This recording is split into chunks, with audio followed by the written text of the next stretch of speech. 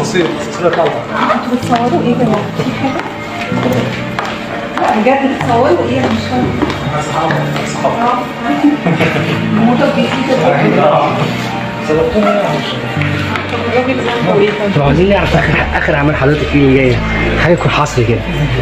لا مش حصري، معروف. انا عامله مسلسل كان المفروض ينزل في رمضان مع استاذ هاني رمزي، وقريب ان شاء الله ينزل.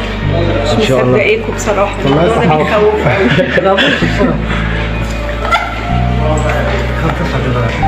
ده ما بتصورين على مكان. طب في حاجه قريبه من قريب طيب؟ هو ده اللي قريب منه، ده اقرب حاجه. خلاص يبقى مفيش حاجه اقولها. باي باي.